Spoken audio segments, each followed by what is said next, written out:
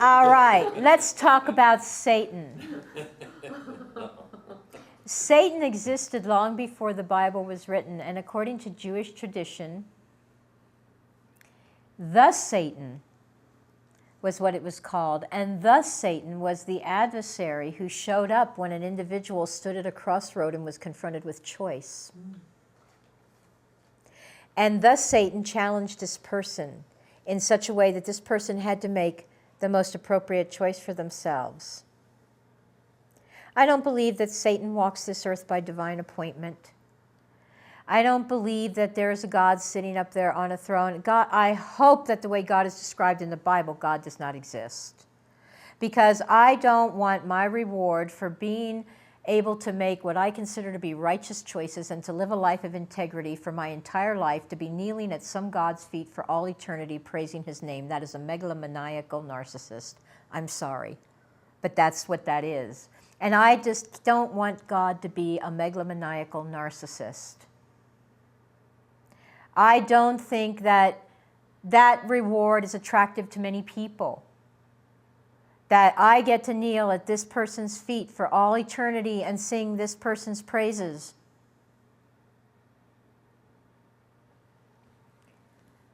I believe that we already exist in God and God exists in us. We've never left the body of God, and the body of God has never left us. We've simply limited God and God's ability to be present in our lives and our ability to be present in God's. That language has limited God and put God in a very narrow, very strictly defined definition that does not allow for expansion. That God is organic consciousness, individuated, seamless, flowing, everywhere present, creator and destroyer, holding universes within itself, worlds without end, looking through every pair of eyes on every world and every life form. And that still limits what God is. God is too big to be defined. Therefore, God cannot be a megalomaniacal narcissist sitting on a throne in a distant heaven, expecting us to praise his name for all eternity when we die. That is too limiting for something so vast and magnificent and life-creating and life-destroying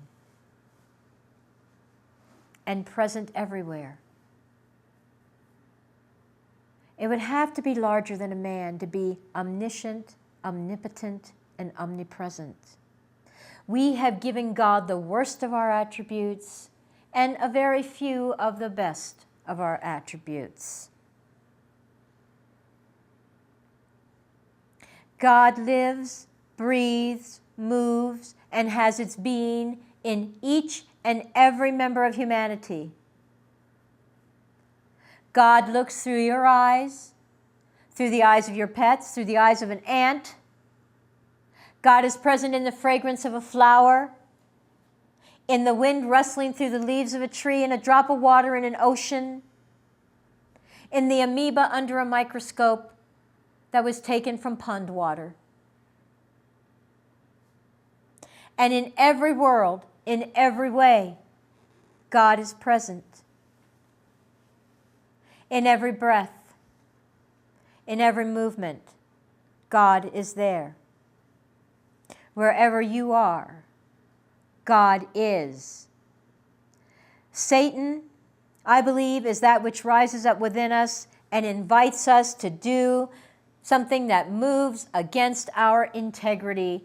And when we make that choice, we can, like Flip Wilson, when he was the Reverend Leroy Brown of the Church of What's Happening Now, say, the devil made me do it. We want to put our responsibility off to God or Satan. We want to be least accountable to ourselves for our choices. This is magical thinking. We must learn to be accountable to ourselves, to understand the power that we have within us. I'm not sitting up here and telling you, I am God, the whole enchilada. No, no, no. But I am telling you, I am of God, in God, and God is in me. No separation. I'm telling you, you are of God, in God. God is in you. All of you. No separation. God is in that snow starting to fall out there. I call it consciousness. I believe that our knowledge, our language, and our understanding of that which we have called God needs to evolve. Or we literally will if we keep living according to a 2,000-year-old mythology that is outworn and outdated, blow ourselves out of the solar system. And what a waste that would be. What a waste of this precious gift of life that we have been given. How careless of us.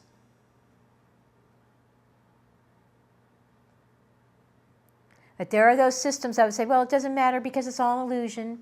You were never here anyway. You never existed.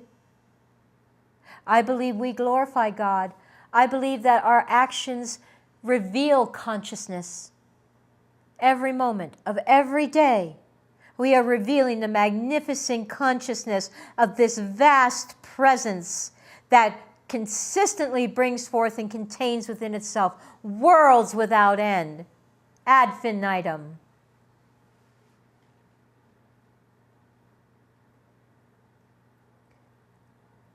There is no limit to what we can accomplish here socially. I believe it is our birthright to evolve this social system. I believe it is our responsibility to evolve this social system. I believe that we have gotten to a point where we have thought we don't need to address it. We don't need to speak about it. We don't want to give it attention because if we give it attention, it will grow. That's what I was told in the 80s when I stepped into the New Age, New Thought movement. And yes, I was there. I waved my crystals around and I did all of that. And I did my countless affirmations and denials until I realized that in denying anything, I was affirming the very existence of it. Think about this. Or there would not have been any need to deny it. It's like this book that was written by someone I heard about a while back, The Death of the Illusion of I. Well, first of all, there's no death. And if it's an illusion, how can it die? You see? People don't think anymore. We don't think. We allow ourselves to be told what to think. We don't use these magnificent brains, these wondrous minds, this capacity to move into things and figure them out and unlock them and work them through. We just plop ourselves in front of the TV or the video games or whatever. We don't question. Question everything, everyone, even me. Question. We are magnificent beings, given this incredible opportunity to co-create in this beautiful world, and I believe that we are accountable to that. I believe how we live here bears weight and consequence into the evolution of the whole. And if God truly is consciousness, organic, consistently creating, containing worlds without end, then we bear weight and consequence into the evolution of God. God is still evolving. And we are the vehicles for the evolution of God. That's no small task. Therefore, we do bear weight and consequence, don't we? Because God is no illusion either. I am not denying the presence of God. I am not denying God. I am not denying Christ. I am saying we have limited God. I am saying we have stifled our understanding and experience of God. I am saying we must expand our horizons of knowledge about God. And we must include ourselves, because if God truly is omnipresent, Everywhere present? How could that exclude you?